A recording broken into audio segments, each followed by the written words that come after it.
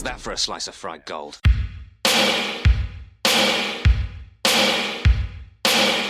think this is a fucking costume? This is a way of life. I'll be back. There's a flesh wound. I'm not gonna hurt you. I'm just gonna bash your brains. Take your sticking paws off me, you damn dirty ape! I'm sorry, Dave. I'm afraid I can't do that. It's alive! It's alive! It's alive! I guess everyone's entitled to one good scare, huh? Well, hello, and welcome to Cinema Shock, the podcast where we discuss and break down all of the great genre cinema that you love. I still have not stuck to a single That wasn't even close. Nope.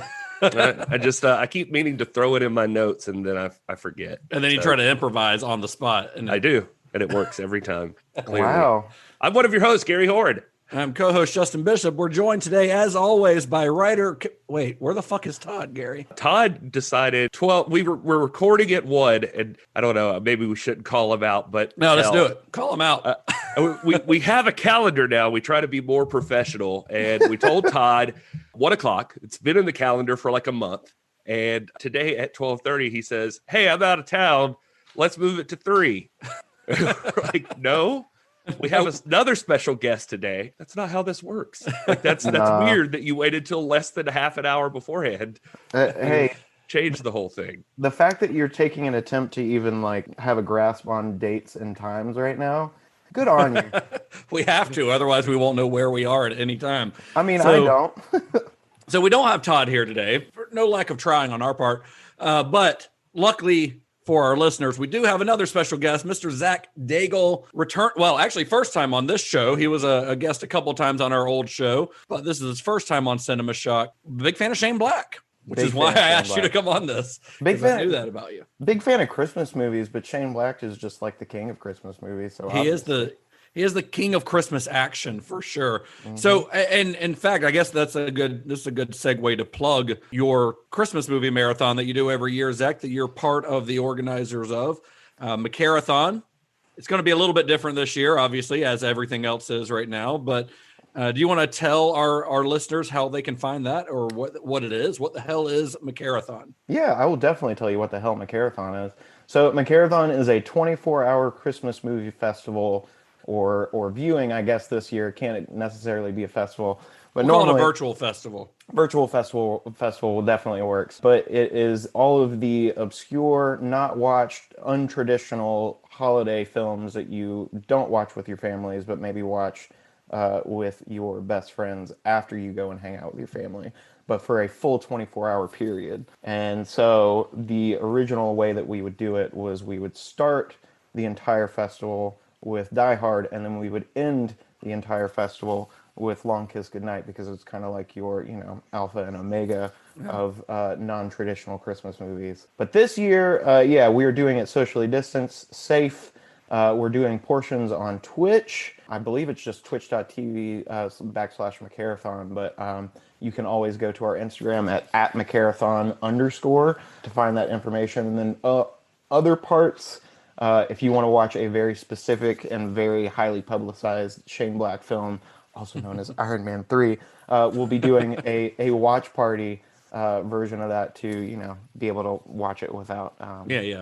And be able to watch it each on your own for that one and chat together on Discord or something along those lines. Yes. And we'll throw up all the links to that stuff in the show description on here, and we'll throw it out on our social media and stuff as well. It's December 19th this year, is that correct? Yes, December 19th through the 20th. Saturday to Sunday from noon to noon. Noon to noon. So it's always super fun. I'm really bummed that it's not going to be an in-person thing this year, but I totally understand why it's not. And I think it's a wise decision on your part to not do it in person.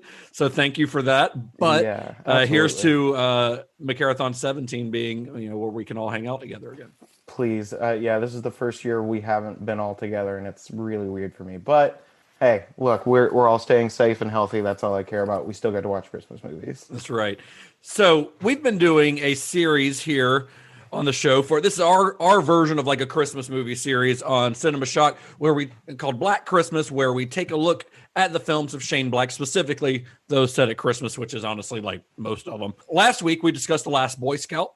The Last Boy Scout was a screenplay that Shane Black sold for a then record-breaking $1.75 million, but a movie that was kind of trained so drastically by the studio that much of the film, including basically the entire third act, barely resembled the script that they spent all that money on. This week, we're moving forward a few years to his next full screenplay to discuss a film that essentially made Shane Black quit Hollywood for nearly a decade, and that is Renny Harlin's The Long Kiss Goodnight. Thanks, Renny. What if you couldn't remember your real name, your first kiss, or your last goodbye? I don't remember. Honey, you have an ETA on that carrot? Stow it. And then suddenly, I used to do this. I'm a chef. Yeah! without warning, all your memories Name's Charlie.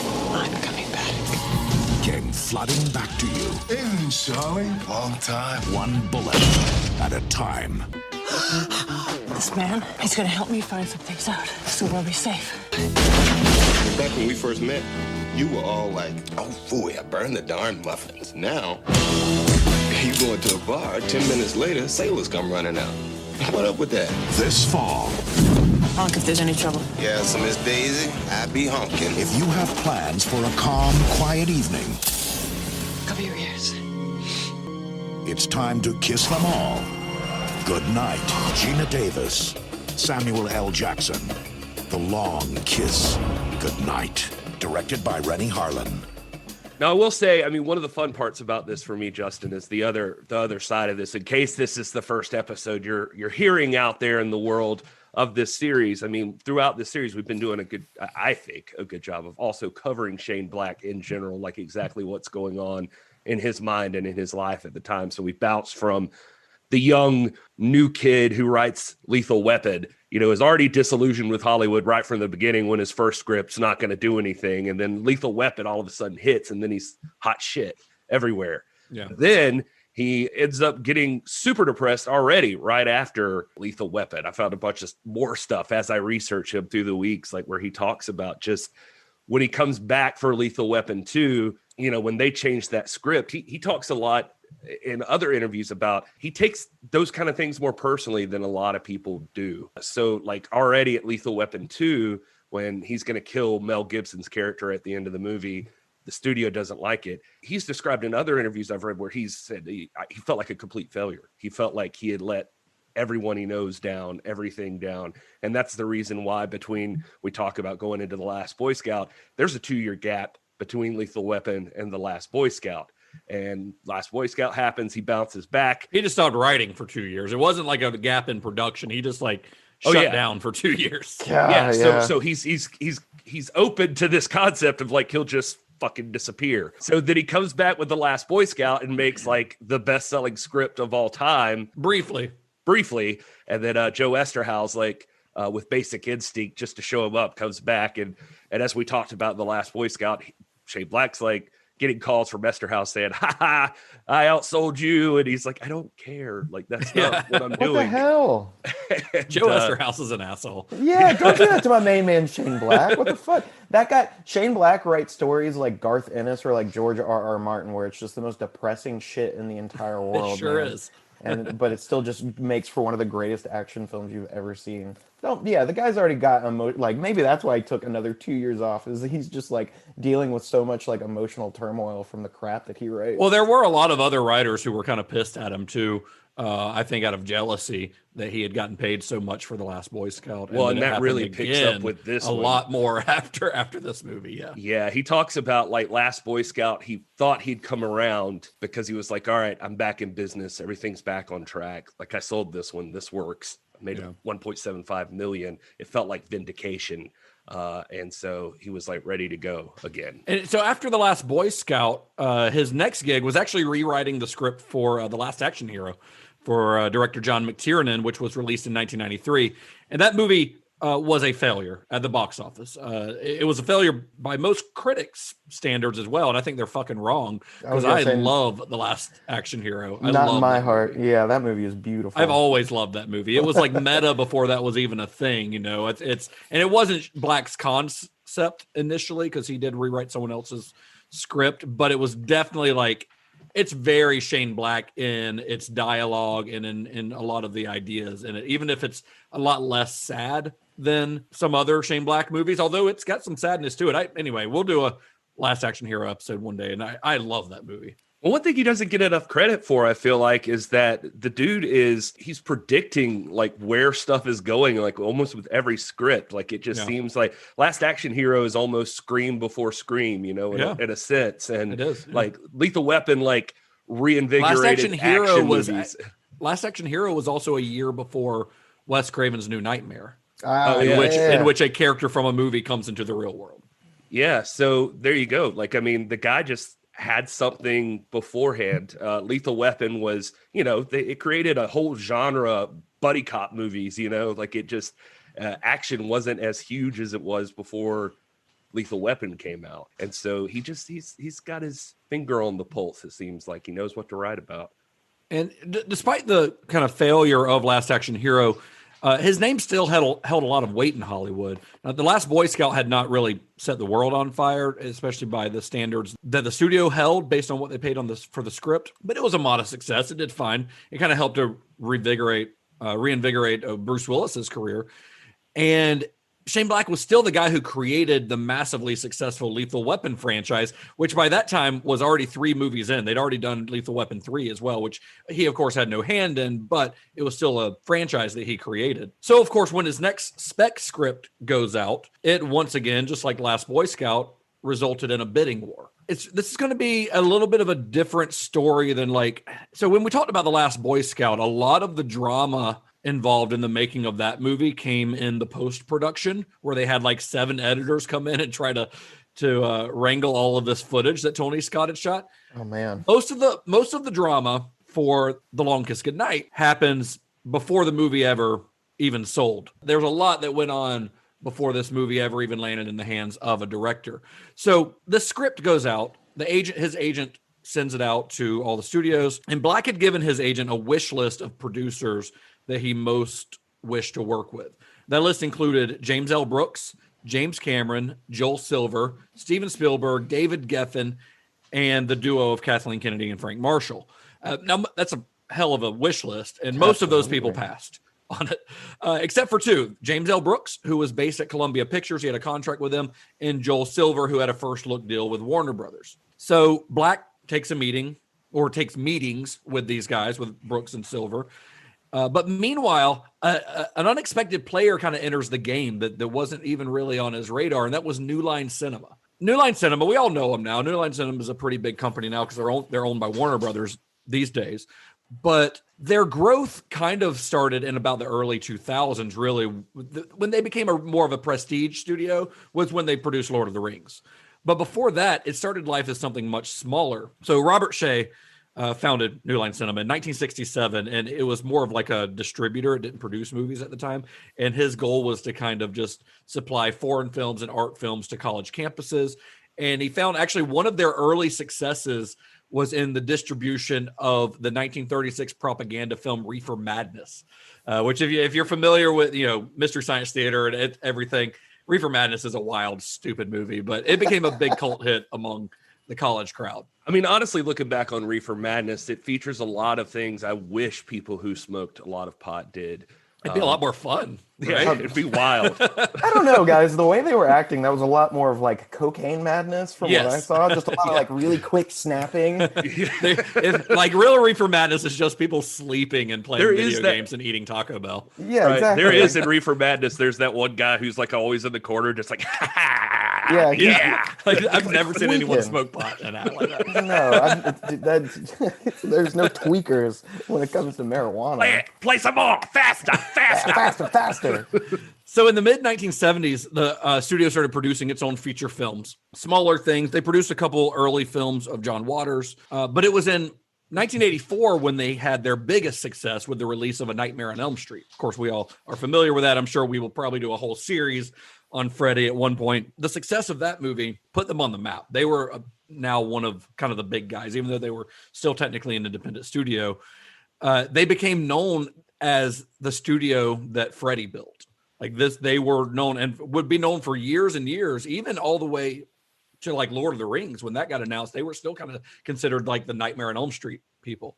They did have another similar success in 1990 with Teenage Mutant Ninja Turtles, which actually became the highest grossing independent film of all time up until the Blair Witch Project came out. But in early 1994, January of 1994, things changed with the arrival of a man by the name of Ted Turner. So Ted Turner, the Turner Broadcasting System, TBS, came in and bought New Line Cinema for $500 million, $500 million.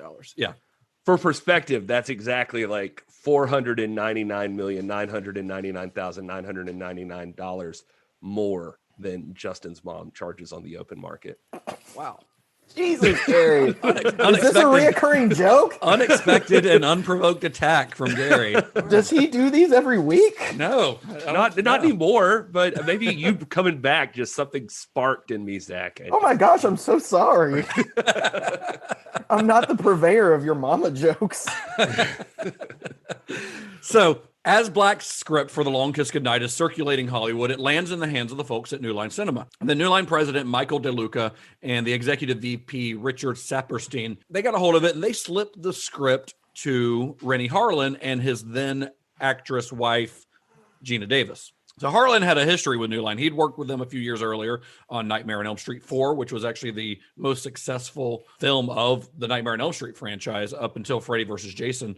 And he had also directed Die Hard 2 for Joel Silver in 1990. And then around the time that this was being developed, in 1993, he had just finished and released Cliffhanger, which is an awesome movie. Oh, yeah. That's a lot of fun. I wish it's too bad that Todd's not here because we got confused on the Lethal Weapon episode.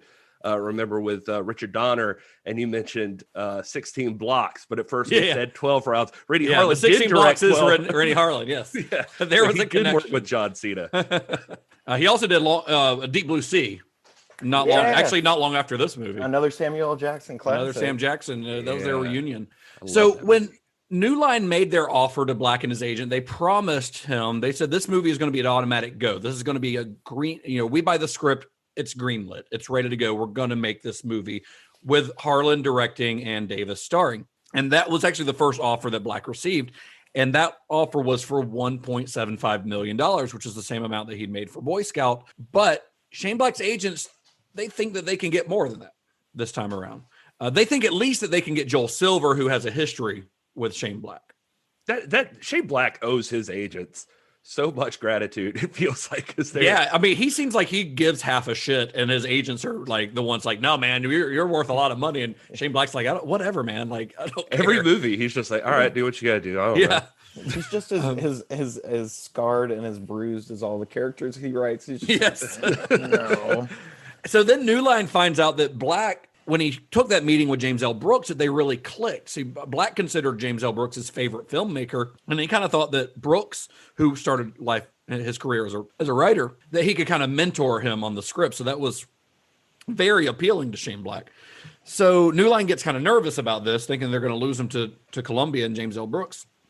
So they want to put him in a room with Harlan and Davis and let Harlan and Davis kind of sell what they can do for this movie with them, which turned out to be the right move because Black took that meeting and he left feeling that Renny Harlin and Geena Davis were the right creative partners to take on for this script.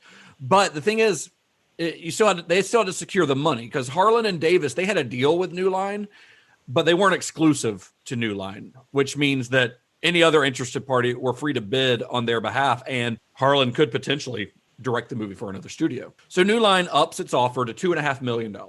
Warner and Columbia both kind of match the bid, and then New Line ups it to $2.7 million. So this is all happening really fast. This happens on, like, the script goes out on like a Monday morning. This is all happening Monday through Wednesday, like very quickly over the course of a few days, just these bidding wars between the studios. And by Thursday, Black's agents are telling him, they're like, we need to enter formal negotiations and secure a deal by the end of the day today. By about noon that day, Shane Black's like, done. He pieces out. He's like, this is bullshit. I don't feel like dealing with this. So he just left and told his agents to start negotiating with New Line. You're already entering uncharted territory with the price of the script now. Like when it gets up to 2.7, like this is like, all right, this is insane amounts of money. So it's weird to me that Shane just dips. I mean, it's not weird to me knowing Shane Black now what we know, but I guess at this point he's like, I guess anything from here is fine. Y'all figure it out. He's a scarred man, Gary. He'll take anything he can get.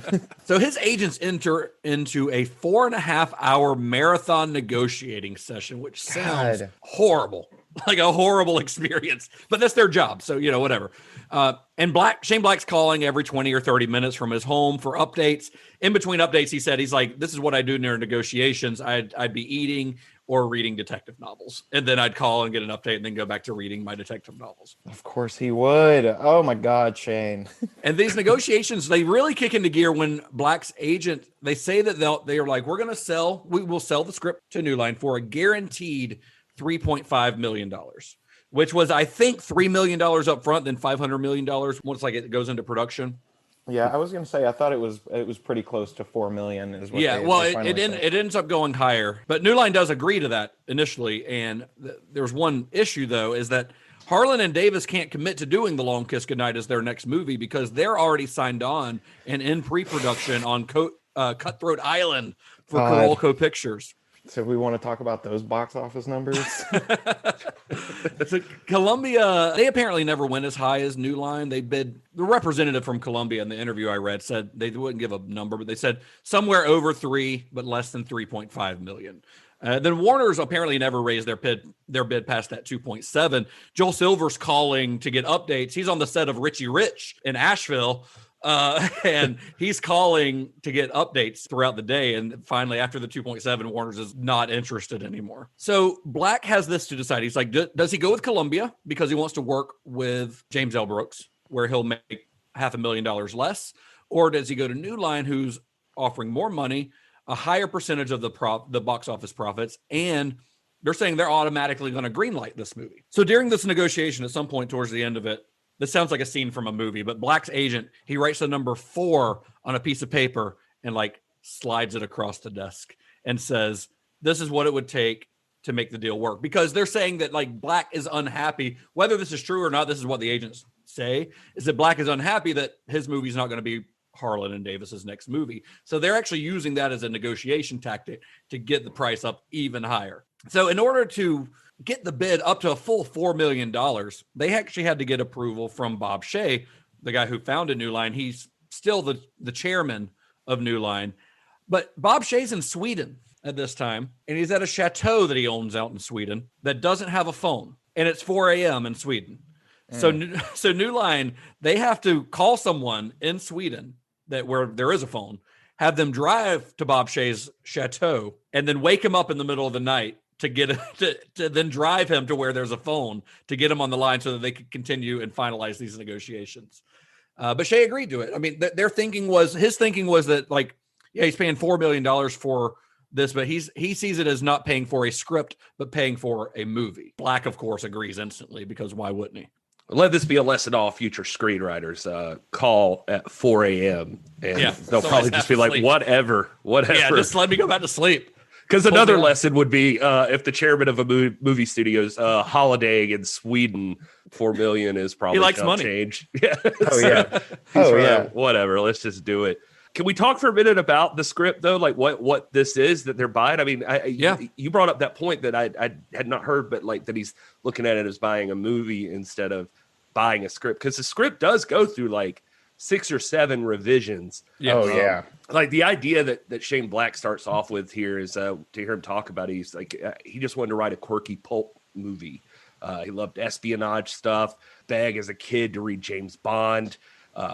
And his mom used to argue. We talked a little bit about this in Lethal Weapon and his background, but just that those books were too old for him. He needed to wait till he was grown up. His whole life, he would be sneaking these books. He's just fascinated by espionage, pulp movies, detective novels, that sort of thing. He also liked the idea of a housewife instead of a grown-ass man being in this situation. He talked a little bit about that. Well, he did when he first started writing it. It was a man. And yeah, that may have been. He says that he changed it about halfway through writing the first version of the script. He decided it should be a woman, that it would work better as a woman. Yeah. I actually have a quote here from Birth, Death Movies, like from Shane Black. He said, "What I wanted to do is not be afraid to give a woman character a serious role as I would a man character. The temptation to keep a woman soft and fluffy. I also wanted to do a story about a mother and a daughter, about a woman using her skills as a professional killer and a mother to protect her child." Yeah. So, I mean, that completely flips the script on any kind of like action movie motif. Especially at the time. 90s. Yeah, I mean, there's there's been some things since then that have embraced that. But at the time. One quote I found from him, he said, "The minute I hit on the idea of a housewife instead of a man who's got this amnesia in the suburbs, somehow it just felt like it clicked. It was a powerful image. All of a sudden, these two worlds that collide, the world we live in every day and the one we blind ourselves to. The conflict and the contrast between extreme violence, terror, worldwide implications, and this small, intimate, oblivious life of a community in the suburbs. I just thought this would be a lot of fun to have, like, basically he just wanted this crashing into like just small town nowhere." Yeah, whereas his previous movies were set like in LA. You know, this is a very different environment. He also talks a lot about, though, that this is about accepting and confronting parts of yourselves that you're ashamed of. Yeah. And that there's something you don't want to admit to, that it's this character about you. He said in the interview that I was reading, I think the person asked, so he said, "Well, it seems like a lot of the themes harken back to Lethal Weapon." He says, "Well, yeah, well, it's about self-loathing and self-hatred, so it's like stuff I'm familiar with." Yeah, so right. Fucking emo. I mean, Kane, it is more self-reflection, but if you have to say like self-hatred, go for it. Because Mitch Hennessy, which the name just Mitch Hennessy for a Samuel Jackson character is I love it.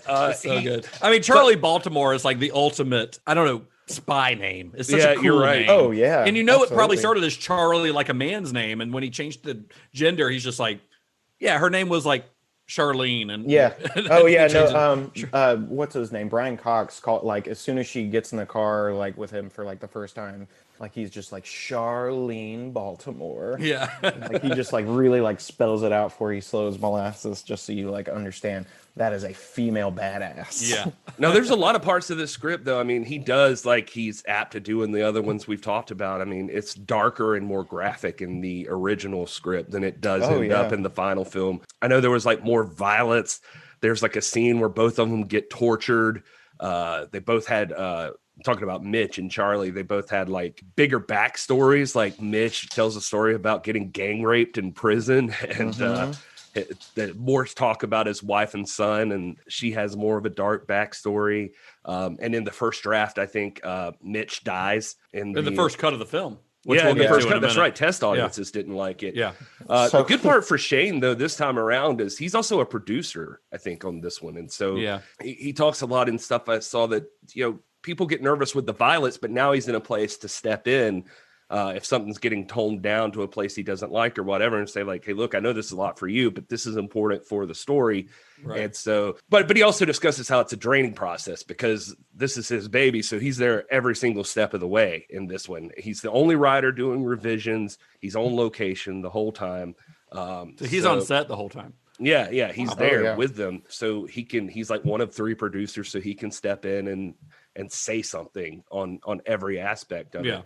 A little more hands-on than he's been able to be in the past. Oh yeah, especially in cold-ass Ontario too. Oof, yeah. Just to wrap that part of it up, I mean, he talks about the problem they had was Warner Brothers bought a script that was written for $100 million film, and they had $65 million to use. So a lot of the work they were doing was to economize the film. It said it wasn't ever about spectacle necessarily, but they had to make it more intimate and personal, even with the violence and that sort of thing. He says, so the fact that the violence is a lot more intimate and personal now is greater or better than when we have so much expensive stuff going on. He said, not that that's not great, but we've all seen Twister 5 times. He says, I'm pleased with this film. In a sense, there's still spectacle, but it feels more like a thriller. So we were basically economizing a kitchen sink draft down to something more filmable.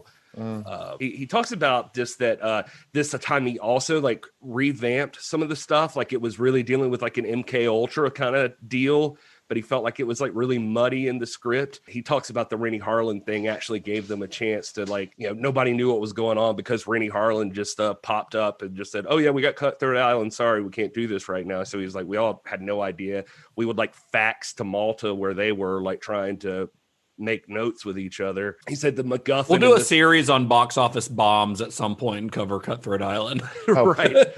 Please don't, man. But he gives some credit. We'll have you back on, Zach. All right, I'll watch it. I've never seen it, honestly, so I have no idea. Either. I've only seen clips. It's not good. But yeah, he describes the MK Ultra thing as the MacGuffin in the spec script that he had. It was from some bullshit article he'd read about experiments in the 50s and 60s. So I would love a Shane Black script about MK Ultra, honestly. He decided to use this time, he said, to get off his ass and go to the library and find out what's actually happening in the world. And he said his research assistant, Anthony Bagarozzi, is the person who found some clippings and gave them to him about the World Trade Center bombing. And how one of the bombers had accused the CIA of knowing about the bombing and letting it go. And he said, in fact, the person who like had stamped the visa of the terrorists who built the bomb was a CIA caseworker, like working in the embassy or whatever. And so like, it was like, supposedly the CIA was in on it the whole way through and they just let it happen. But he said that him and Anthony looked at each other and they were like, man, that's some shit that's going to work. And so that's where they got to. That makes for a good movie for sure. So the negotiation process of this movie is kind of where most of the drama lies in this story, because the filming itself was pretty straightforward with just a few setbacks or newsworthy moments, aside from the 127-year-old house and historical monument where they were filming catching fire and being destroyed. You know what's great about that? You know what's so great is that this movie is so filled with explosions and fire, and the thing that sets this fucking house on fire is either lighting from them or an electrical fire. Yeah, it wasn't like anything. It wasn't like a stunt gone wrong. Yeah, it was like the Windermere House or something, and it was like the historical location. Yeah, and they couldn't prove it. They couldn't prove that it was the lights or anything. So I think they got away. Yeah. I don't know anything about this house other than some articles that I read. It was such a big deal that in 2016, there were articles like in the local papers that were about like the 20th anniversary of this house burning down. Like that's how big of a deal it was. Oh, yeah. We're still talking about it 2 decades later. It's important for Americans to make a stamp, but like all accounts I could find, Harlan helping choose this location. This was the first mainstream American-based film that used Toronto, you know, that like which is crazy because now you see Toronto and especially Vancouver as being major filmmaking areas, right. So it's like so it's notable for that, and like I was saying, so we're Americans, we got to go in and we're like, we got to burn something good down. Yeah, what's our thing? How about the border bridge between New York and Canada? That shooting location in Ontario, it proved to be the biggest challenge to the filmmakers simply because of the temperatures, because they were shooting in the Canadian winter. It was perfect because it was covered in snow, and it had the look that they needed because most of the movie is set in the New England area at Christmas time. So having snow everywhere all the time was essential. But it had its own difficulties, and like in one scene, there's a scene where Geena Davis and Sam Jackson they jump out of like the 3rd floor window into a frozen lake, and to do that, they jump off a crane into a giant airbag, but they still needed like a close up for when they surface out of the frozen water. So they're not filming this on like a soundstage. They sawed a hole in the ice on an actual frozen pond. Yep. And had Geena Davis and Sam Jackson just keep jumping into it and coming back up to surface. Geena Davis described it as feeling like an ice cream headache, but 10,000 times worse. I read that same article. They had a hot tub about 20 yards away that they They did that scene, that shot like 3 times, like that scene where they're like popping up out of the hole. That sounds horrible. Also, if someone hasn't done like a science YouTube video about like the probability of them actually surviving that jump from that from that high up into that water. I would love to see it. I don't know if anyone's done it yet, but if somebody wants to hop on the velocity in which they hit that water, if they actually live to or break not, that ice. Yeah, no, I need that to happen, please. Just throwing that on the internet. Props to Geena Davis for wanting to do her own stunts and everything. Like that's man. Pretty insane. But you got to trust your husband a lot to let him put you through that. Although I will say, and this is probably a story for another day on a Renny Harlin series, he definitely has a kid with the assistant he had during the making of this movie. Oh, wow. And probably why him and Geena Davis got divorced 2 years after this movie came out. Are you serious? I was about to say, maybe he was trying to kill Geena Davis, is what I'm saying. Maybe, because I looked that up and I saw that he had a kid, and I was like, that looks like it could have been Gina's kid, but definitely not. Wow. Wow. So another scene in the film that took place on what Harlan describes as the coldest night of the shoot. It's when they're working on the bridge for that end sequence. It was a night shoot, and the wind was blowing like 70 miles an hour. So it made the temperature, like with the wind chill, feel like it was minus 98 degrees. That's crazy. And so Davis said that in that scene, her character gets knocked unconscious, and she's like, this is the hardest thing I shot the whole film, which should be the easiest because literally all I have to do is sit there, let's lie there unconscious. But she was involuntarily shivering because it was so cold. She just couldn't sit still. So eventually Harlan had to find a way to get the ground underneath her heated up so she could lie still. Enter the heater boys. Yeah. Yeah, they had these guys called heater boys on the set. That's actually what they're credited as in the film, is the heater boys, and their job was just to follow Davis around on set with propane heaters to warm her up in between shots. So The Long Kiss Goodnight was released on October 11th, 1996.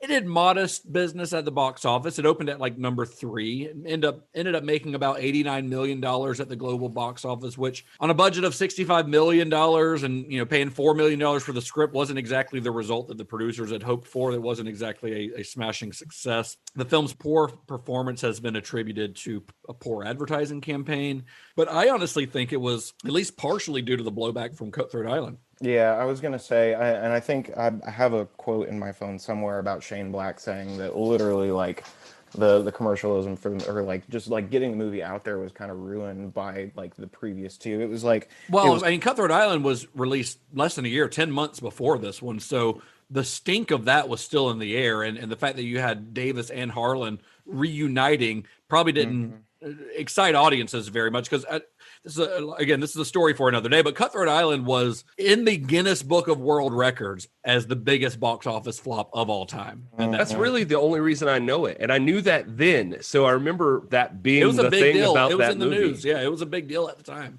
Yeah, I did find Shane Black saying, quote, I don't think The Long Kiss Goodnight is a bad movie. I don't think we were shunned because of the script sale or anything like that. I think it just didn't get people's asses in the seats on opening day. Yeah. They just didn't come out to see it. Who knows why? I was honestly a bit disappointed because I sold the script because Renny Harlin and Geena Davis were available. And the very next day, Renny said, forgot to tell you something. And there's this contractual thing, and I might have to go do another movie first.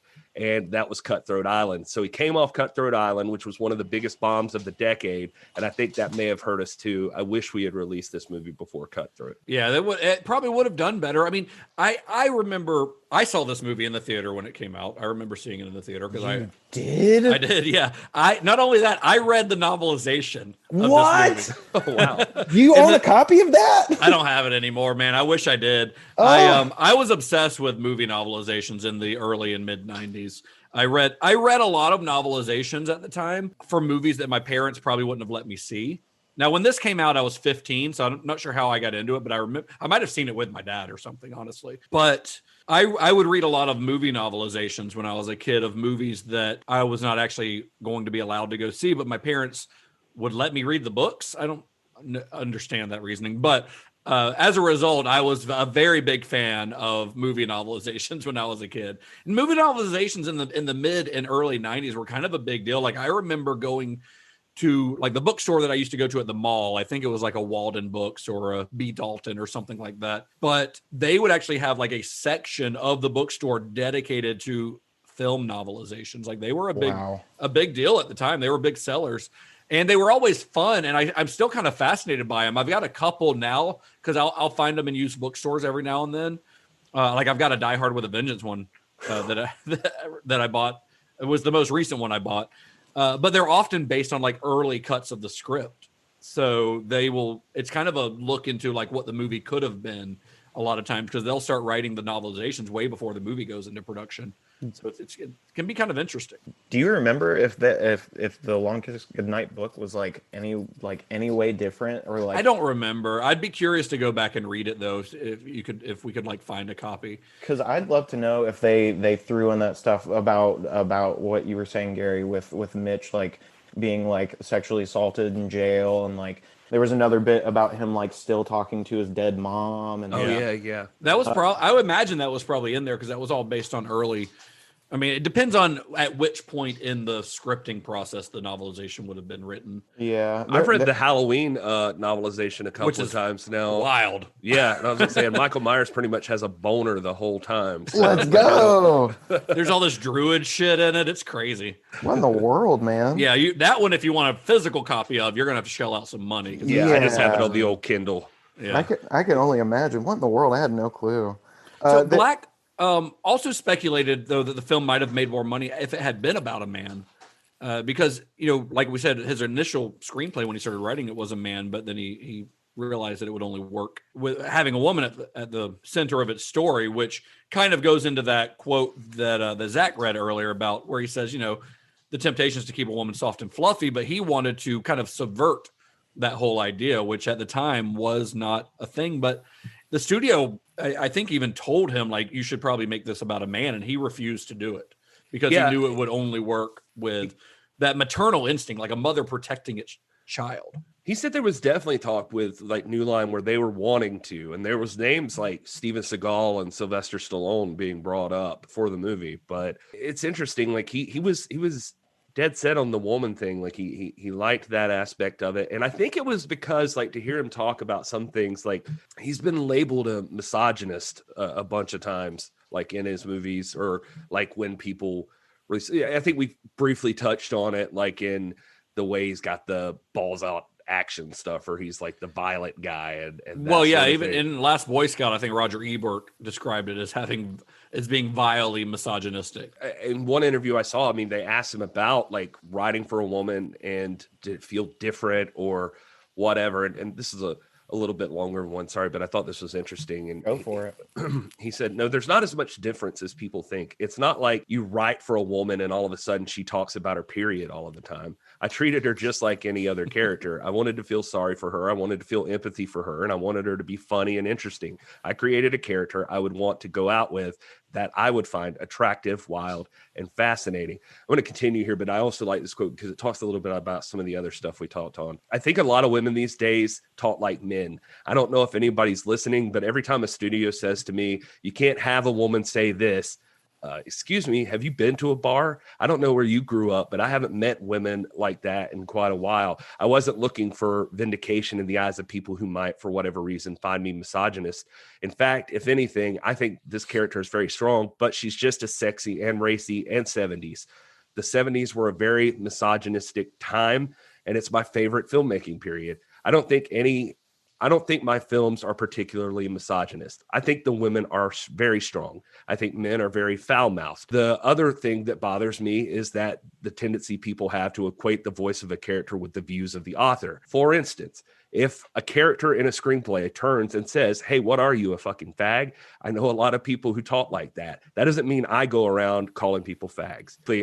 We touched on that a little bit in Lethal Weapon. Yeah, I think that's a good point, though, because a lot of people do equate the characters with the writer, especially when a writer has such a distinct voice like Shane Black does. They think that they're being more literal, but that's not the case. I mean, he drops the F-bomb in Lethal Weapon. I think Mel Gibson says it, right? Yeah, that's what it made me think of. And that doesn't mean that Shane Black is saying, but Mel Gibson's character in that is kind of shitty. In the first one. I mean, or Mel Gibson was just ad-libbing. I don't know. Yeah. One thing he talks about in this one is he was really going for like a satirical kind of vibe too, he called it revisionist Bond. and like just with a lot of outrageous thrown in, I think is how he described it. He referenced Warren Murphy as an author. Well, Warren Murphy was his co-writer on Lethal Weapon 2. Oh, okay, that's right. Yeah. And he says he has a series of books called The Destroyer. And he says he just hasn't seen anything like that since. And so you also kind of have to wonder if he was somewhat influenced by, and I don't know, because I don't know if this was ever in his wheelhouse of things that he was into, but like the like revenge movies of like the 70s and stuff, like women revenge, like rape revenge movies and things like that. Because this kind of has those vibes to it. Because honestly, I get a lot of Kill Bill vibes. Oh, big time. Oh, because you've got the woman who was shot in the head.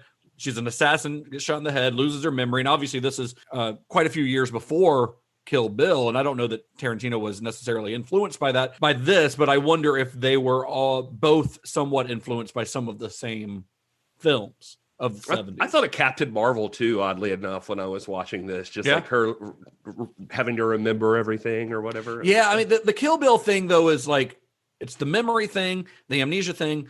She's a deadly assassin. She's got a daughter. Like there's a lot of parallels. I mean, the story, her background's a little different because obviously Charlie is an assassin for the government and Beatrix is not. But there are some parallels that I think is, probably sheerly coincidental, but interesting. She has like boss battles that she has to get through before she finally beats like her Bill, like her original, like the man who got her pregnant. Like, right? Yeah. Finally get her revenge on that guy. Incoming transmission. Hey folks, it's your old friend Mr. Todd A. Davis from the Cinema Shock podcast, here to ask, are you tired of seeing a random episode of Star Trek and thinking, I wonder where this falls into the overall prime timeline? I know I am. That's why I'm bringing you a new podcast covering the entire Star Trek franchise in chronological order. It's called Computer Resume Podcast. Each week, join me and a rotating panel of my family and friends as we boldly talk Trek like no one has before. If there's a joke to be made, we'll make it. And if there's a poignant discussion to be had, well, we'll try our best.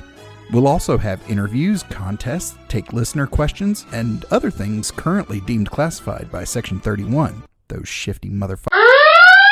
So join us every week starting in January of 2021 for the Computer Resume Podcast, free wherever you get your podcasts. And be the first to hit us up online now at Computer Resume on Facebook, Twitter, and Instagram. Or email us directly at computerresumepodcast@gmail.com. The Computer Resume Podcast, part of the Slice of Fried Gold Network. Hashtag LLAP. We'll see you soon. So Gary, the one thing I want to ask you, reviews for this were decent. They were okay. I think it's at 70% or so on Rotten Tomatoes. So there were people that actually liked it more than what its box office would indicate. But I'm curious if you've come across any other reviews that from viewers that would say otherwise. Oh, yeah. Well, I mean, I've got some deeper ones that get into Shade Black as a person, but there certainly were reviews out there, Justin, where it seemed like somebody needs a nap.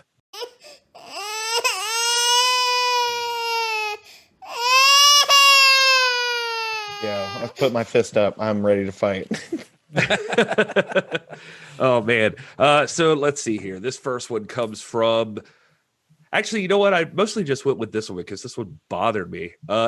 Joe Cortade, he reviewed this on July 4th, 2004. Politically correct Hollywood garbage. I don't hold spy thrillers to high standards of plausibility, but there are limits beyond which politically correct Hollywood impulses make these productions painful to watch. Apparently, Arabs are simply unacceptable villains as terrorists. Who could imagine Arabs indulging in terror? The CIA, or its nameless intelligence agency stand-in, is at the top of the Hollywood list, however, followed by neo-Nazis and businessmen. Except it's the CIA from an alternate universe, all-knowing, all-competent. This movie manages to up the PC a notch beyond the others. However, not only is the CIA going to kill thousands in Niagara Falls in a poisonous gas attack to help it lobby for a budget increase, it's going to leave the body of an innocent Arab at the scene for a scapegoat. You would think they would be too embarrassed to keep this in circulation after 9/11, but being PC means never having to say you're sorry. This man looked way too far into this film. Oh, he was Sure did. He was feeling it, man. He Good God, it seems like he made a couple assumptions incorrectly about this film. You know what you do. You know what you do whenever you make an assumption, right? You make an ass out of you and umption. Thank you so much, Gary. No, that's definitely one of my favorite lines from this movie. This one has a lot of classy ones. I feel like I need to find another one somewhere in here because it's bothering me. I feel like I went too dark. I like to be frank and earnest. In Chicago, I'm that's just frank. a In New dad York, joke. I'm earnest. That is such a good dad joke, though. It's just a dad joke. You have any others, Gary? Here's a couple of more just to make it less dark. I definitely have to speak to my sister about her recommending this film to me. The Long Kiss Goodnight definitely makes my top 10 list for worst movies ever made. Wow. This was a terrible movie with overdone stunts and explosions. I'm sure Samuel L. Jackson, who I think is a great actor, must have had second thoughts about this flick after it was completed. Oh well, all actors have a dud once in a while. As for Geena Davis, let's hope that her ventures into TV are more successful than her last movie roles. I'm afraid that The Last Kiss gets a big kiss off from this reviewer. Jesus, man. Dude, and Samuel L. Jackson recently has said that he loves Mitch Hennessy, like would go back to that role in a heartbeat. Yeah. Like he loves that shit, man. Like I understand people read too far into it, and I just think that it's just a good roller coaster of a film that makes you feel something about your family and yourself. You don't have to look too far into that CIA and like action bullshit. If you go to 1-star reviews, we'll just leave it at this. If you go to the 1-star reviews and search them for The Long Kiss Goodnight, kiss off is used more than once. It is apparently a favorite diss from negative reviews of Long Kiss Goodnight. Wow, no suck my kiss, none of that. No, unfortunately not. Wow. I will say though, for Shane, we can get into the other stuff from like his public and stuff like that, but I did find this one legitimate review here that I guess could go into some, somebody needs a nap, but this was like from creativescreenwriting.com. I found this, and it says, the last action hero, which followed the last Boy Scout. Sorry, I just picked this up in the middle. I apologize. So the last action hero, which followed the last Boy Scout. Are we seeing a trend even in the titles? Repetition, overkill. Anyway, Last Action Hero was nothing more than a result of a desperate writer who has fallen and can't get up. I didn't want to believe it, but after watching The Long Kiss Goodnight, I'm afraid that the dance is over. Shane Black needs to get back to the basics and what it was that made him a record breaker, a writer who lived on the edge and as a result wrote a cutting-edge screenplay with Lethal Weapon. He has lost that edge.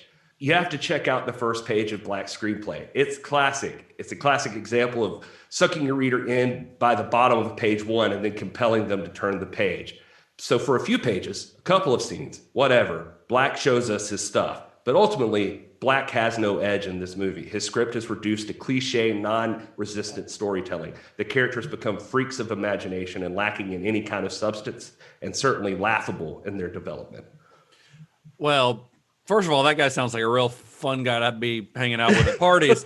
But also, I think he is dead wrong in that. Yeah. Now, I understand that with this movie, because of Renny Harlin's action director sensibilities, it can be easy for some of the character stuff to be overshadowed by the spectacle. But I do think that, like, just like other screenplays we've talked about, like the characters that are at the center of the story. And we've talked about how Shane Black likes to write about damaged characters. You've got your Martin Riggs in Lethal Weapon, Joe Hallenbeck and Jimmy Dix in The Last Boy Scout. But well, we also talked, Justin, about like action should be driven by the characters. I mean, we brought that up before. I'd say this one may be the more like plot-driven story that we've seen in this series, maybe. But maybe it parallels. It definitely parallels between like the plot and more so the character development throughout. And I think that it really kind of ends on the character development note more than anything. It's all about the journey and the arc of Samantha and or Charlie and Mitch, about them kind of changing and finding who they are. I mean, I would even argue that they are more fucked up and broken than Martin Riggs or Jimmy Dix. I mean, these guys, Samantha Cain and Mitch Hennessy, are fucked up. Like they are.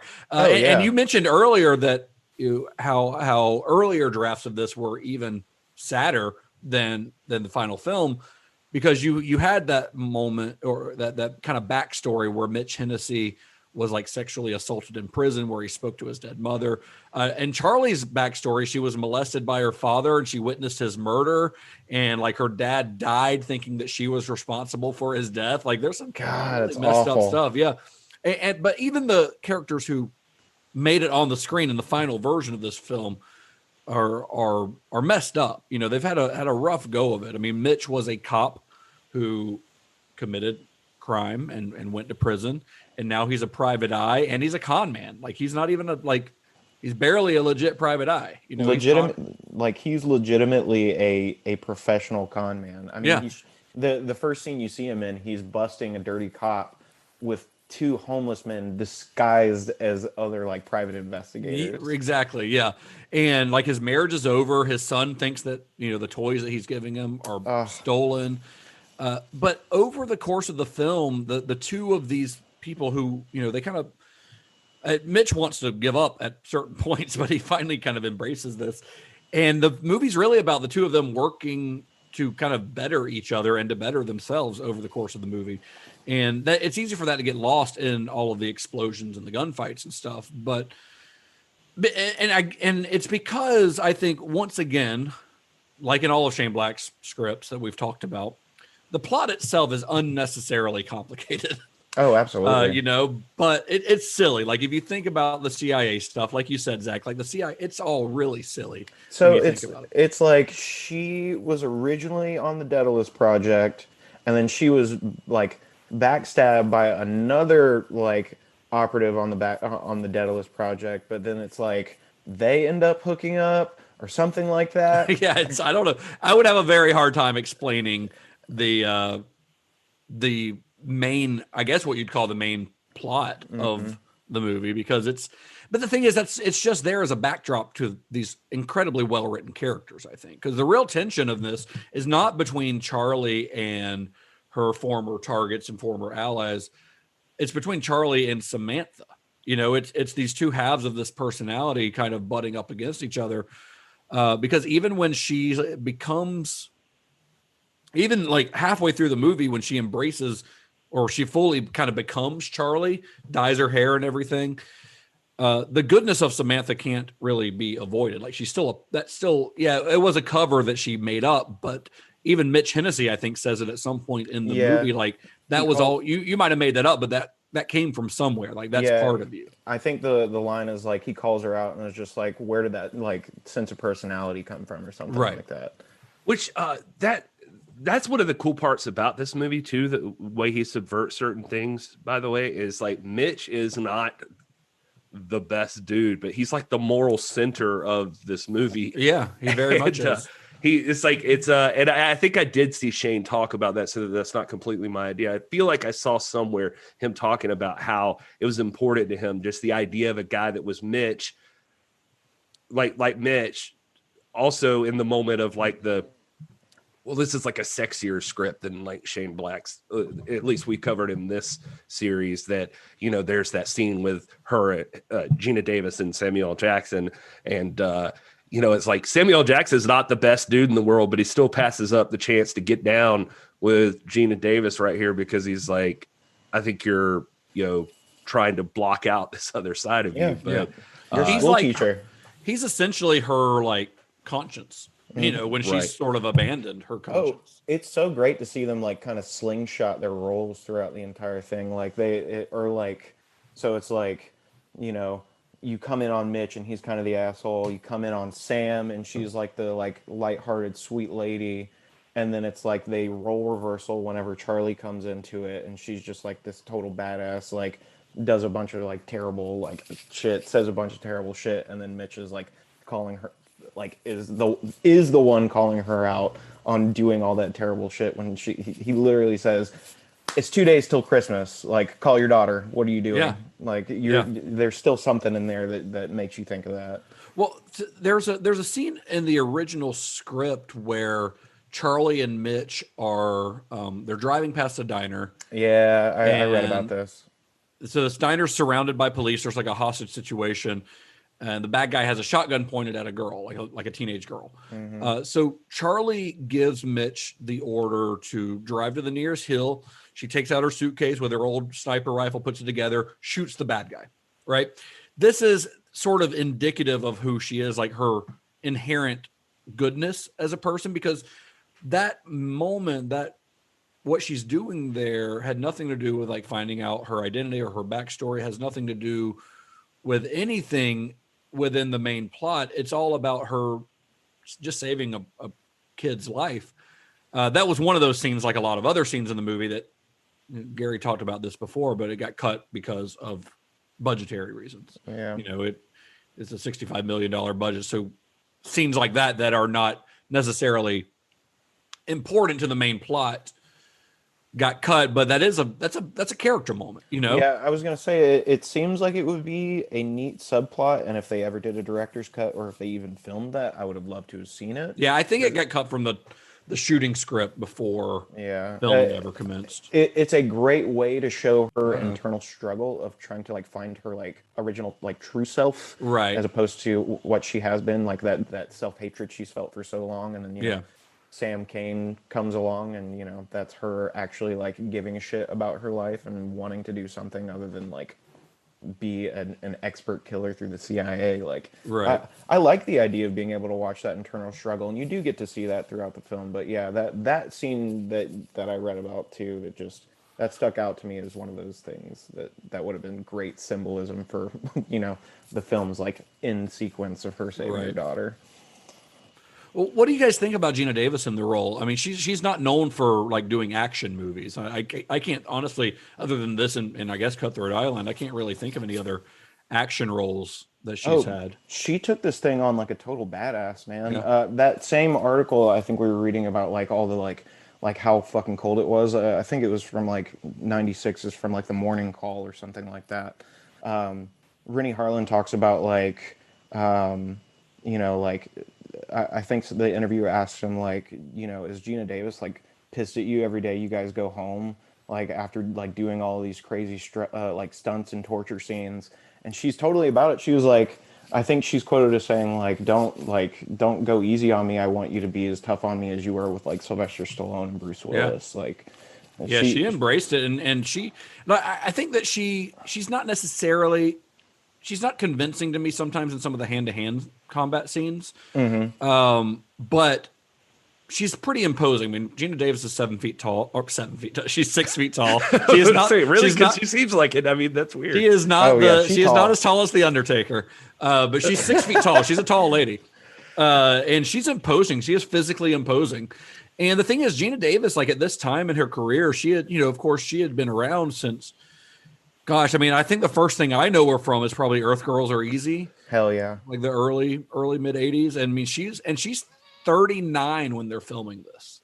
I'm kind of glad to hear you take like a middle ground there, Justin, because I thought I was going to have to be ultimately the bad guy, but maybe I'm not completely crazy when I say that I have never liked Geena Davis. You break my heart. Well, I don't agree with that. I like Geena Davis. I love Geena. I'm just saying, I'll take the far end of this. I mean, I don't hate her as a person. I don't know her as a person. I've never been a huge fan of her as an actress. And even in this, I did think that, like, I don't know who would have done this better. Like, she was good in this part.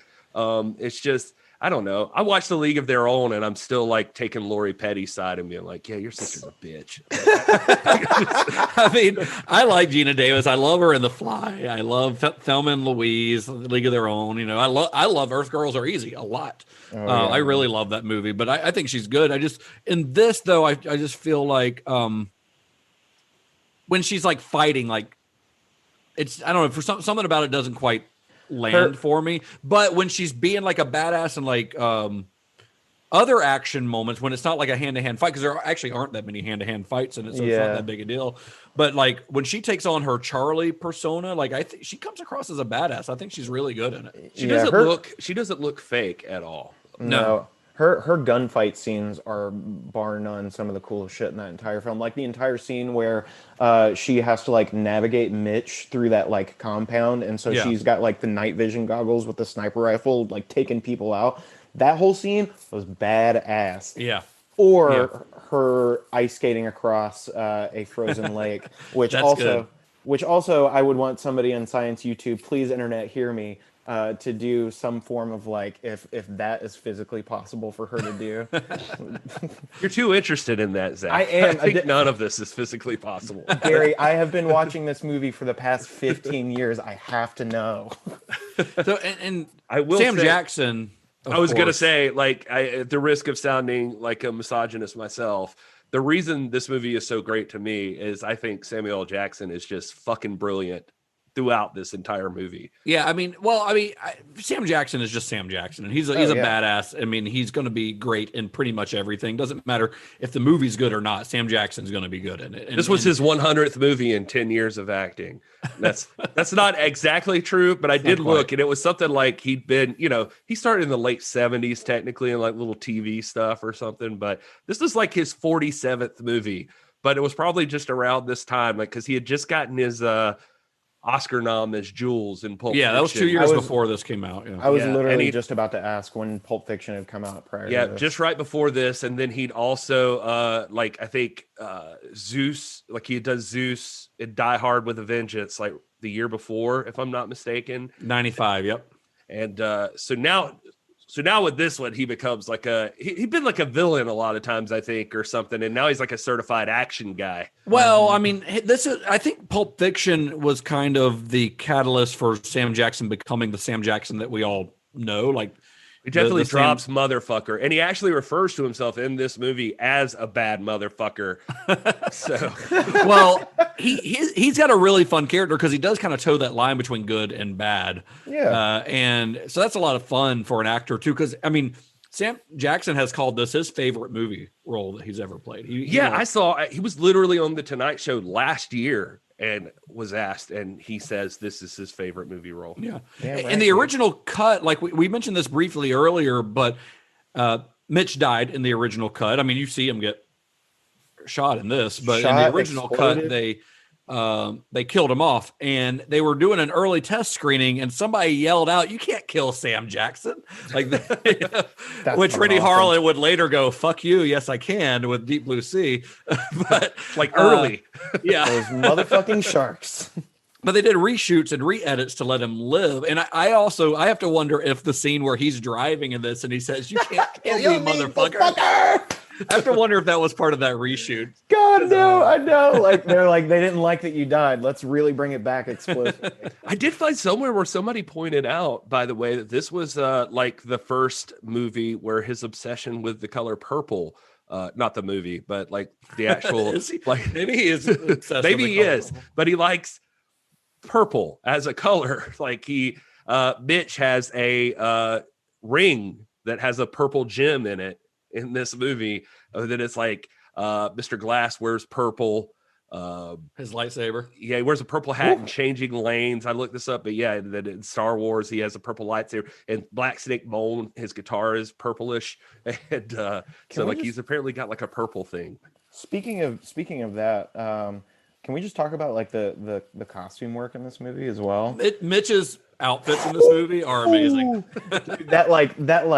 That super warm green, like all turtleneck. Fitted turtleneck. Oh my God, man. He looks so good in that movie. He really cleaned up for being such a dirty dude. Yeah.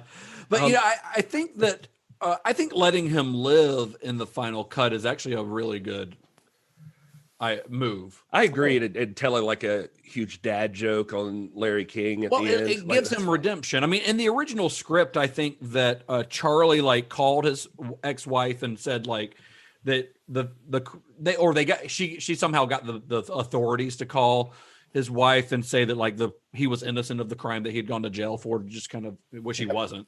But in this, he finds like almost more true redemption than he would by being redeemed by what's essentially a lie, because at the end of the movie, like he's seen as the hero. He goes on Larry King Live. He tells his dad joke. His ex-wife and son get to see that, Yeah, so I think that's actually a better ending personally. Doesn't he like call out the like director of the CIA for treason, like on Larry King or some shit like that? Yeah, man, that's definitely like the point of redemption for him. It's just I think that was the reason Shane Black made that movie, was just to like bring his characters to the lowest point. And that's what he does. I mean, that's what Lethal Weapon and Last Boy Scout are all about. These characters who are at their lowest being redeemed by the end of it. I think it's a weak point in my personality sometimes, that I like to see, like, I want the people that, even like we think the people that are the worst people, maybe there are circumstances that we could make them become good again. And so I do love some Shane Black stuff because of that like these are people that, you normally we would not want them at Birds Fly South hanging out because they're kind of shitty. And, maybe Mitch Hennessy. I'd let Mitch hang. You'd let Mitch Hennessy. You're like, that dude's crazy, but he is fucking great when he gets hammered. What's funny too? I just looked at, these are side notes that aren't important necessarily, but the Yvonne Zima, who plays Caitlin, the daughter, I thought this was interesting. She's been in a lot of Shane Black movies. Yeah, she was in Heat the year before this, I saw, and she the same year was in Executive Decision and this movie. So she was like burgeoning child star possibly. But she goes on and she's in like stuff here and there, but she started writing a novel. And but she tells the story about like somebody had asked her about Shane Black, and she was like, I never really got to talk to Shane Black. He didn't talk to me very much, like it just, that wasn't part of it. But then later on she auditioned and got a role on Iron Man 3. And so she's in Iron Man 3, and they're at a party, and so she like goes up to her, it's like, you don't know me, but I know you really well. And he's like, who are you? And she explains, and he ends up like helping her write her novel and stuff like that. And that's kind of cool. And then she's in The Nice Guys also. And, she's in. I think she's in Iron Man 3 and Kiss Kiss Bang Bang too. Oh, she might be. Yeah. Well, Iron Man 3 is the one that party was for, but yeah, I don't know. Yeah, maybe Kiss Kiss and Bang Bang. Also, every time he's in a movie, I feel like it's absolutely necessary to mention Brian Cox, because Brian Cox is one of the world's best living actors. He's the man, dude. He's such a great man. And I honestly had forgotten he was in this movie. And there's a lot of great little, character actors in this movie. I also forgot, by the way, just as a side note, talk about being typecast. How about, my name's Brian Cox, and I play the role of a guy who is a government agent, and I'm dealing with somebody who is a super badass but doesn't know it right now, or has forgotten like their memory. Wolverine, Jason Bourne, Geena Davis. Dude, Brian Cox is so frustrating. Well, it's just because he makes so many damn movies too, though. Brian Cox makes a lot of movies. In fact, I coincidentally watched something like a day or so before. No, you know what? I watched this, and then the next day I watched Zodiac, which he is also in. Oh shit. And I was like, it's a Brian. I watched them back to back. So it's like a Brian Cox double feature. I saw him in The Ring not too long ago, and I forgot. Like, I think at the time I had originally seen The Ring, I didn't realize who he was or something. And I went back and watched it. I was like, fuck, Brian Cox, there he is. And he's badass in The Ring. He's badass. He's great. He's just badass in everything. Is he a super disgruntled cop in The Ring as well? No. I think the first thing I ever saw him in was probably Rushmore. Yeah. I mean, I'm sure I saw him, but I just never knew who he was. But now he's just like one of those guys. I think to a lot of people still, he's probably just one of those guys that are like, I know that guy from somewhere. Well, Succession now. I mean, he's fucking great. I have not seen that show, but everybody keeps telling me to watch it. Yeah, it's good. You should watch it. So on the subject of kind of that redemption thing we were talking about with Mitch, that extends to Charlie too, I think, because she she starts out as Samantha. She starts out fine. She's a good person. She's nice. She's a school teacher. She's got a good relationship with this dude and her daughter. But when she becomes Charlie, like Charlie kind of tries to reject that life and kind of has to grow to embrace who she was as Samantha, because she even tries in that scene that Zach referenced, she even tries to say, like, when he tells her to call her daughter, she's like, I didn't ask for a daughter.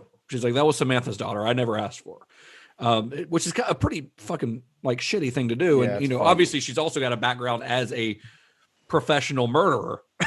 So she's done some shitty stuff in her life, but she still has that inherent goodness in it. Like that's the thing with Shane Black's characters is they can be really shitty people. Joe Hallenbeck is a shitty dude in The Last Boy Scout, but he's got a goodness inside of him. Same with Mitch Hennessy. Like Mitch Hennessy's trying to, like his whole mantra in this movie is kind of like, I just want to do one thing right. Like he's trying, he just keeps getting sucked into this shitty life. So in Charlie's case though, that inherent goodness, like it sort of comes across in her instinct to protect her daughter. Like when they're in, when One-Eyed Jack, I think is who he's credited as, attacks them in the house. Yep. The first like big badass action scene in the movie, which is just great. What I was going to say, just since you're bringing it up, is like we shit on Renny Harlin. It felt like a little bit at the beginning, but if I could say so, that One-Eyed Jack fight scene, like he is on point. It's great in this fight scene. I'm not a Renny Harlin hater. I mean, I think that he's done some bad movies. Oh yeah. I think Die Hard 2 sucks. I personally think Die Hard 2 kind of sucks. But I love this movie. Well, no, I don't know if this. I love this movie. It's the only Die Hard I haven't seen. I mean, it's just such a rehash of the first movie. That's kind of the thing. There's It's only like two Die Hard in movies an airport. There's only two Die Hard movies worth watching, and they're both directed by John McTiernan. I don't hate Part 4, despite everything. Part It 4 has sucks. Timothy Oliphant in it, and Yeah, but the rest of it sucks. Timothy Oliphant's going to be good in anything he does. So. If I may interject some McArathon trivia for you, One-Eyed Jack, the guy who plays One-Eyed Jack, is in the Christmas special for The Adventures of Pete and Pete as the garbage man who wants to take away younger Pete's Christmas tree. And like, so Zach, I'm going to promise you, there's somebody right now listening to this that just popped for that. Like, yeah, so I hope so. Yes. Yeah. You're welcome for the nuts, Eric. Yeah, he's also in 12 Monkeys, I think. He's one of like the I think a prisoner where in the future where Bruce Willis is. Yeah. But yeah, so he's typecasted as an evil motherfucker. I mean, look at him. I mean, there's no way that guy's playing a love interest. The first moment that he sees sees Sam Kane like on the TV, just his face is the most like sinister looking thing. He really needs to be cast as Zaz in a Batman movie. Oh, that would be amazing. Like, he just looks like a Zaz. No, you're he looks right. Like Zaz. 100%. I mean, he definitely deserves more work. He certainly is villainous. Yeah, but Zaz would be perfect. Holy he crap. has a pointy and sinister face. Yes, he does have a pointy face. But let's go back to what I was saying about Charlie's kind of her kind of arc. I think comes to a head. First it starts with the One-Eyed Jack scene where you see him attacking, and she is still mostly Samantha at that point, but you got obviously bits of her old self are coming through because. Obviously, you see it in that final fight where she kills Jack with like a pie and a punch. Yeah, but you can. She also like the first thing she does is throw her daughter out of the wall to safety. Like her first instinct is to protect her daughter. Of course, that's when she's still Samantha, but she's sort of in Charlie mode at that point. Right. Yeah, that's kind of the that is a quintessential piece to this movie because it honestly like really lines up with how she is towards the end of the film. Well, when you've got them in the meat freezer. Yep. Later on, where she had the foresight to fill a baby doll with gasoline earlier on in the movie, which is smart. Always be prepared. Yeah, exactly. But that ends up kind of saving them. It's like that's the moment. I think what it really is it's not the baby, but it's her. She's trying to light a spark by hitting that crowbar, and it's not working. And then her daughter remembers that she's got those matches stuck in her cast. I think they're in her cast, if I remember. You see it in Tucket earlier. And those are like she had held on to those to like light candles for her mom to find her way back home or something like that. Like it's a very like kind of loving moment between the two where Charlie realizes that she does like care for this kid that she thought she didn't want as Charlie Baltimore. And I think that's kind of that moment where Charlie and Samantha sort of merge and become the same person. Like she's still got her killer instincts, but she's also got her maternal instincts kind of at the same time. You know, and if I think that's great. If I could jump off something Zach just said, because you just confirmed it for me. I thought I saw that with the daughter tucking the matches in her cast, and it's very brief. And so that reminds me of The Last Boy Scout when Danielle Harris, I swear to God, there's a scene like when Bruce Willis first comes home and he takes that damn puppet and it's like laying in the bedroom and he stuffs his gun in it. And I told my wife that, but like everybody doubts me on this. And I don't know. He feel like that's legit. She was playing with the gun in the car before the scene where, maybe. Yeah, Maybe. when her and we're talking about the movie from last week. Oh, that's all right. Go for it. I like. I'm just saying, maybe Shane Black also writes very shitty parents. Well, in the off. scene in The Last Boy Scout, Gary, in the scene where before she shows up with the puppet, where she stuffed the gun into it, she's playing with the gun in the car with Jimmy You're Dix. right. You're right. So she had it in her hand. So no, Bruce Willis didn't have anything to do with that. He was still a shitty parent in that movie, but he didn't give a gun to his 13-year-old daughter to play with. But yeah, going back to the first scene where she meets One-Eyed Jack, and then like the final scenes where she is breaking out of the ice box and then like going to save her daughter from. Can we just bring up the fact that Caitlin, the daughter, is just like incredibly stupid for like hopping into a small cage that just happened to be on the truck. That was very weird. Rocket. Yeah. I never, in all of my years of watching that movie, that is the one piece that just does not make sense. It doesn't make sense, but the things I tend to focus on there is how brutal the fight scene is, and like the dialogue in it is awesome. And they even like have dark humor and like the Christmas carolers. Like it's I don't know, man. And another character that I think he kind of gets shorted a little bit in the movie, but because the story's not about him, but it's Hal, the boyfriend, the long-term boyfriend in this movie, who's played by Thomas Amandes. I guess is how you say his name. Thomas Amandes, but he's just a good dude. Yeah, that's the thing. That's his whole character. He's just a good dude. He feels like a throwaway character for a very little bit, but there's every time I watch it, I find something new, man. But like the scene right before Sam is leaving with Mitch to go find whoever they think they can like talk to find out about her past. Like he was like, I realized that some shit happened last night whenever he saw her like chopping the carrot and then like throwing it up against the wall. That's what chefs do. Because chefs do that. Chefs do that. And then the whole like fight scene, and then literally her killing like One-Eyed Jack. He snapping was, like, a dude's neck. Yes. Yeah. Or I think she literally just like punches him in the back of the head. But then after that, she jerks his neck up. Yeah. So just to make him double dead. Yeah. That's the best way to break a neck. But he stops her right before she gets in the car, and he was like, anything that you find out, no matter how dangerous it is, I don't care. He was like, I don't mind. He says, whatever you find, I'm not scared, and I never will be. Yeah, he also happens to be just like a moral like centering for Charlie and Sam as well. Well, and that kind of, I think, is the overall sort of theme of the movie. And this goes back to something Gary said, I think, towards the beginning of this episode, where this is about like fucked up people learning to accept themselves. Yep. And it's about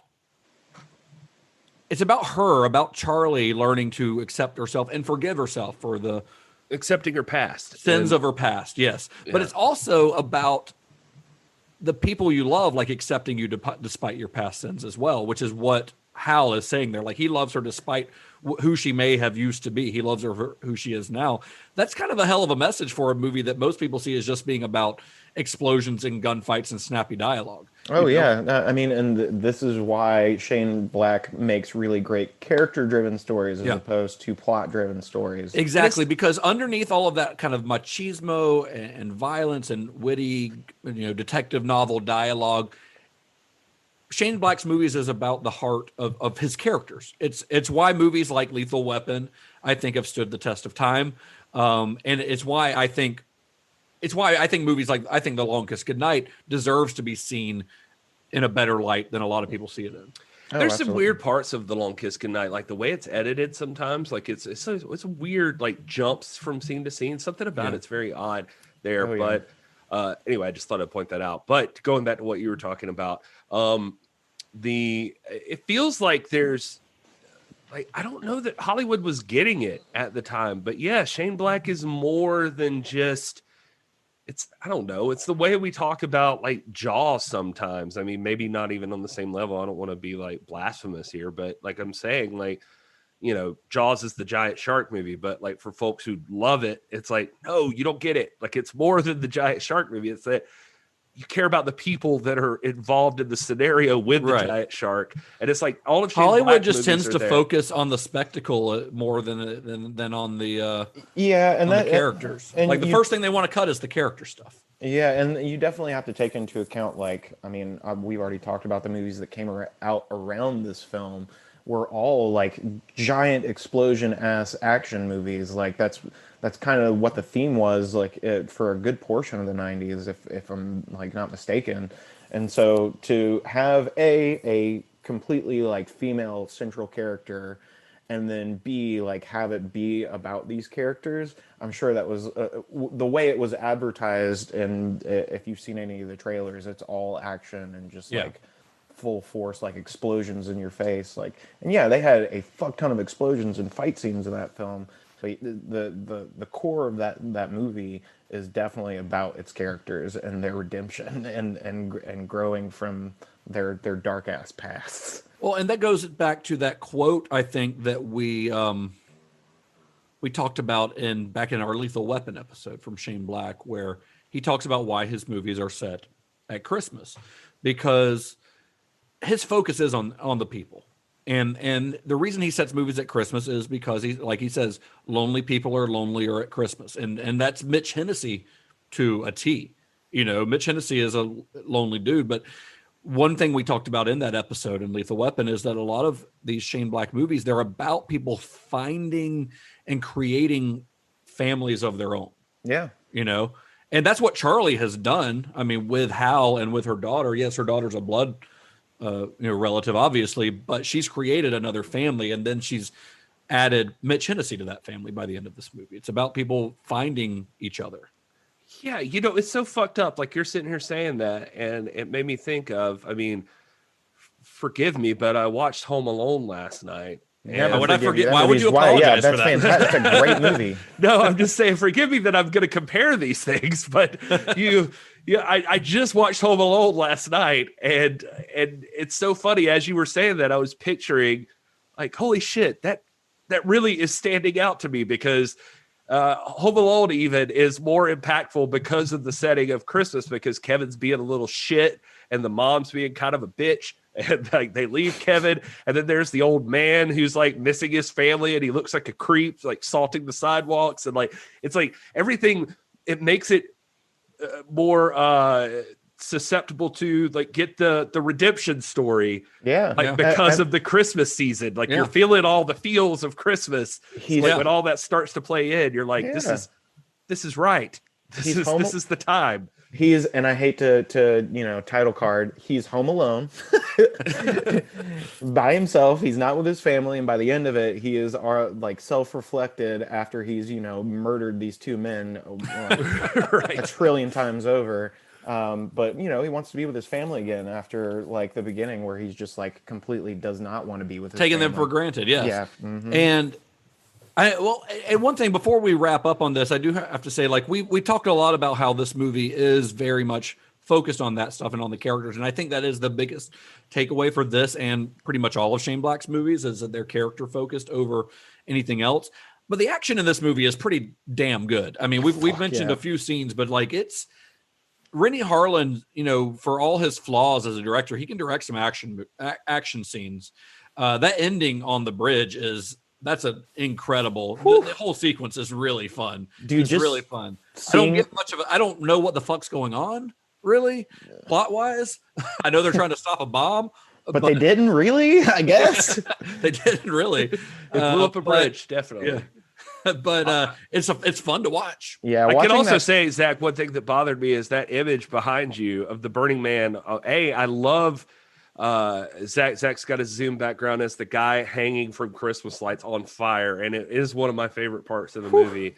And but one thing that did bother me about that scene is she definitely walks over there, she cuts that wire so that his body weight pulls her up, and like she grabs on his gun so she can shoot the machine gun. But then later she climbs back down that wire, and I'm like, well, you cut that wire, and then the guy fell to the ground. Maybe it's a different wire. Who cares? Die screaming. Who cares? Either way, no Christmas light I've ever met is going to hold the weight of a human being. Oh, hell no. So it doesn't matter either way. That's a good point. I will say this too. Those things are made to break, so you have to buy another one the next year. People are missing, like, because you could seriously, if you wanted to be a shit, you could be like, Shane Black's a hack. Here's what he does. He likes scenes with kidnappings. He likes private detectives who end up with somebody. He likes mismatched duos. Yeah, it's like private detective meets a person who's less than professional, who like handles things. You know, they have a love-hate relationship, and what else? There's always a scene where there's this somebody they're being held at gunpoint, somebody gets distracted, and then the hero kills them, and like it's he's got these things. He's got these things he does, and but so does Tarantino. You know, so does Scorsese. So they all have their things. There are these things about him, though. It's the heart of the thing. But to jump into, if we're ready to go there at all, is that this movie, what it did though for him as a person, is it fucked up his life like afterwards, and well, I talked earlier about Lethal Weapon 2 and him feeling like a failure. There was actually a story I read where he like tried to give the money back to the studio. Like he was going to give them their money back for Lethal Weapon 2. And his agents, again, God bless them, they were like, you don't do that. People write shit all day long and get paid millions of dollars. Like you just keep the money. It's fine. Yeah. Like people are always selling scripts that don't get made. Wow. What quality assurance by Shane Black. I didn't fucking like what I wrote. Take the money back. Well, now he goes back and says Lethal Weapon 2 was like the best thing he ever wrote. But that's not the movie they got made. So that's why he was trying to give his money back. Yeah. They didn't make. He only made 125 grand off that movie. Oh, okay. Yeah. But he talks about like just, after Long Kiss Goodnight, what happened for him is he just started floating because he says his quote was, "I was a very sensitive kid. I call myself a kid. I was probably 30. Unfortunately, after that movie, people were very upset with me because I sold that script for a great deal of money. A lot of writers who I thought were very supportive and friendly were suddenly not looking at me with anything like fondness. They were envious because of the money. I just wanted to tell good stories. I didn't care about money that much. I got turned off to the whole business. I decided if and when I wrote something, I would have to direct it myself." He goes on in that, but we'll save that for later. He says, "The Long Kiss Goodnight sold for a sinful amount of money. People are angry that I took the money. People offer you $4 million for a script. What are you going to say? No, I'd rather sell it for $100,000. But it engendered so much anger. I lost friends. And no one talked about the creative content of anything I did anymore. They all just assumed I was this guy with a formula, a hack formula. So the spotlight was on me. I pretended it wasn't, but it was, and for every wrong reason. It was all about the money. It was all about my supposed competition with Joe Esterhaus, who'd be the highest paid screenwriter. I didn't care. I just wanted to write stories, try to become a better writer, improve my style, change genres, even try new things. I just stopped liking action so much anymore, but I wanted out of the spotlight too. So I subtracted myself." Well, his story ended up being not about, like he says, not about the creative content. They were no longer talking about how innovative and excellent his scripts were and how great the dialogue was and everything. They were talking about, oh, this is the guy who sold his script for $4 million.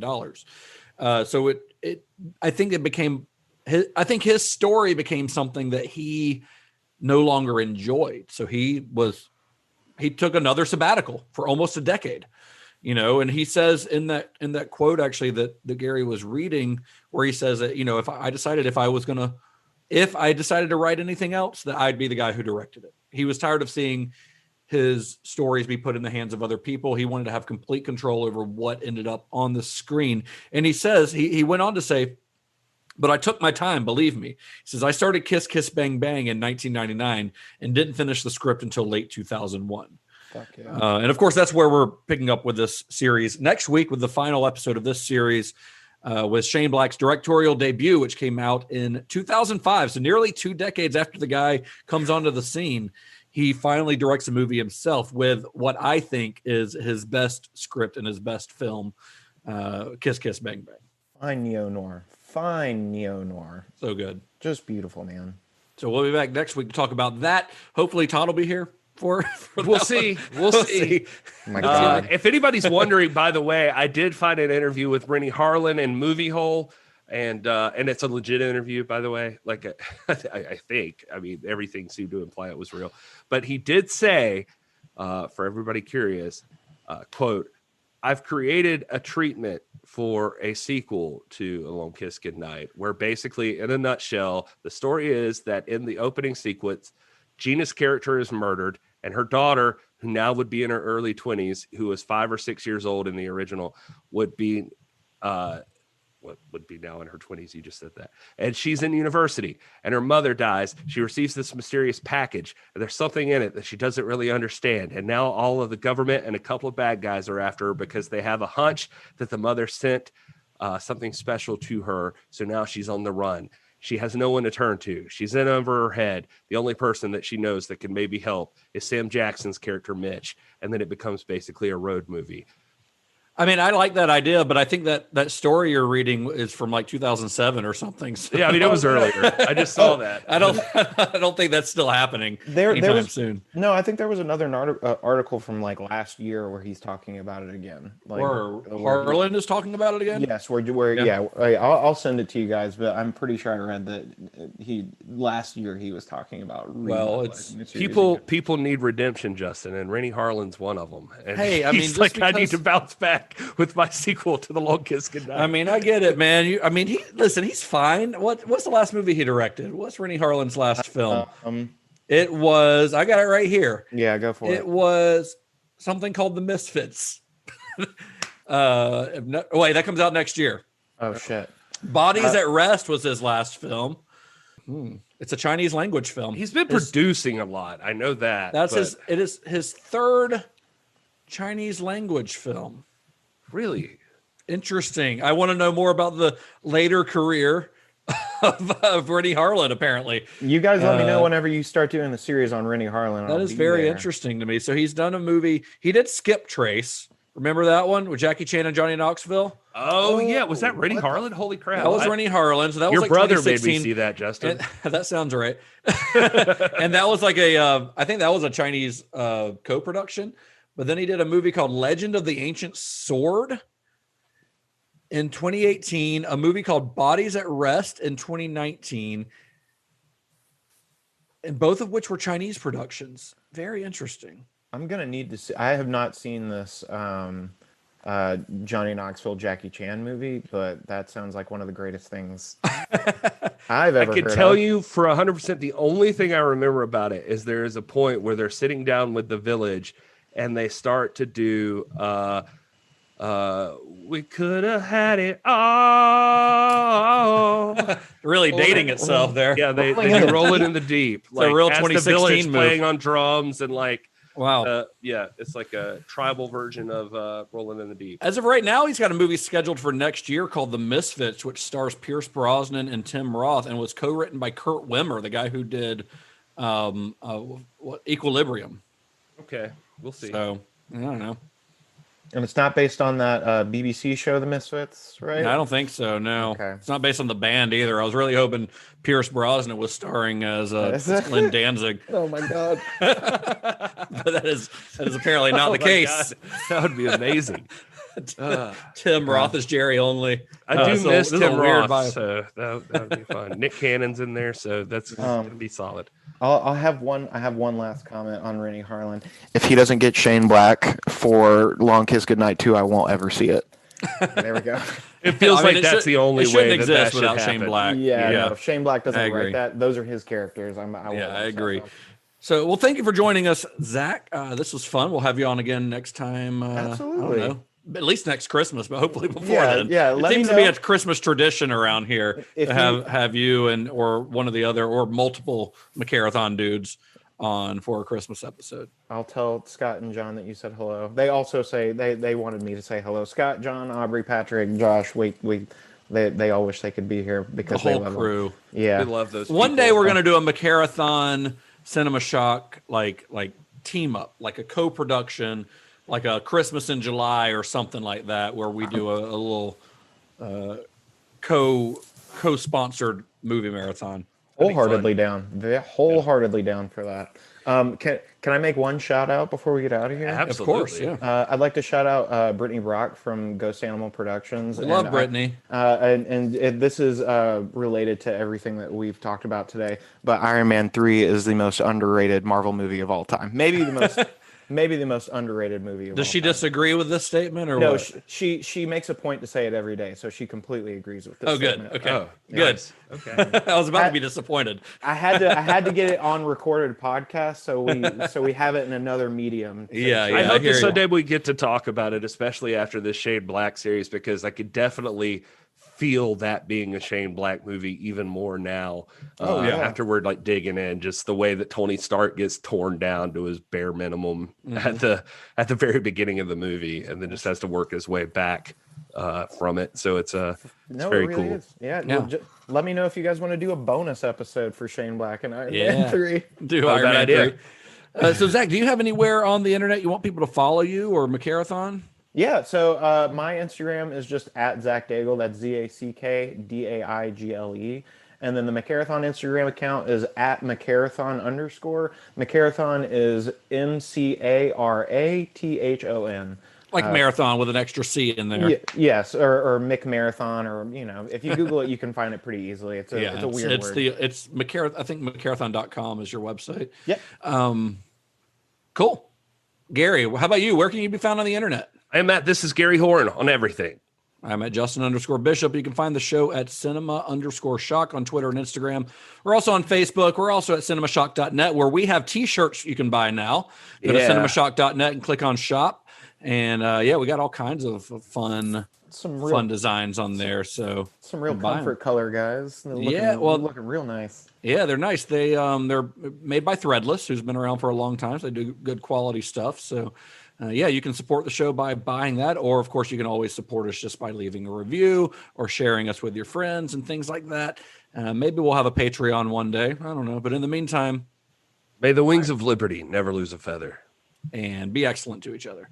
You have a sign off? Todd always says Johnny has the keys, and it's stupid. That's a stupid. Isn't that a stupid sign off? Johnny has the keys. What? Yeah. I'll just say, how about die screaming, motherfucker? Yeah, that's actually way better. Oh, yeah, you're hired. You're hired. Yes.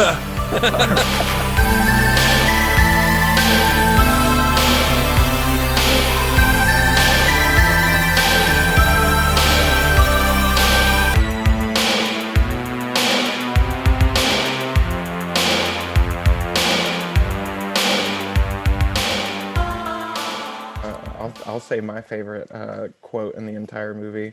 It's where Charlie's talking about deflowering a virgin by biting their ear. And she goes, "Do you ever do that?" And fucking Mitch goes, "Nah, I usually just punch him, sock him in the face and yell, 'Pop, go the weasel.'" That's fucked up.